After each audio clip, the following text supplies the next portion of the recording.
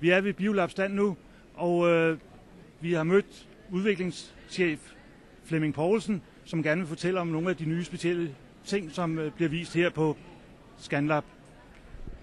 Jamen, I står her foran vores nyeste AutoPH-måling i mikrotitterplader, som er kommet i stand på baggrund af en af vores kunder, har et ønske om at måle pH i deres mikrotitterplader, som vi har blandet til dem via nogle Excel-regneark og nogle af deres egne ting.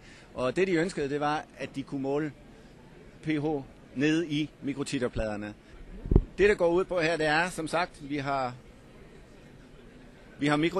mikrotitterpladeformatet, hvor der så er blandet ca. 200 mikroliter væske ned i.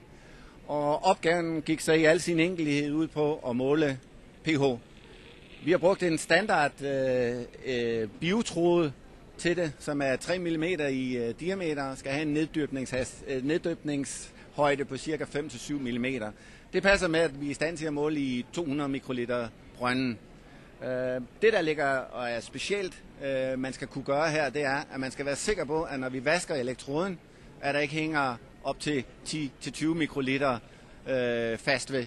Så det, der er blevet lavet her, det er, at når elektroden, vi kan også høre det, når det er, den kører op, når elektroden har været nede og målt pH, så i det øjeblik, at den ligesom kører tilbage, så sætter der 2 små jetdyser, som spuler vand ind omkring glaselektroden, sådan så den bliver vasket ned efterhånden, som den selv bevæger sig op. For til sidst at forsvinde op i vaskekammeret, hvorved at dyserne får vandet til at slå sammen omkring spidsen af elektroden, så vi er sikre på, at elektroden er helt vasket. Når det så er foregået, så forsvinder selve vaskevandet, og der er en svag vakuum på, der gør, at selve elektrodspidsen ikke er våd længere. Så er den klar til at køre hen og måle i den næste, det vil sige, at vi skal ikke over i en ekstern brønd. Mens den står og måler og sådan noget lignende, er der kun et ganske svagt undertryk, der sørger for, at der ikke er fare for, at vaskevandet på nogle mulige måder kommer ned i selve prøverne. Og det den yderligere kan, det er, at når så kunden skal bruge den, så kan den også autokalibrere sig under de samme betingelser.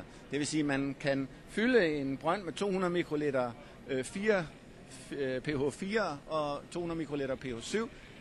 Kan man trykke på programmet, og så går den i gang med at autokalibrere sig selv, og man får skrevet en rapportering ud med efterfølgende målinger.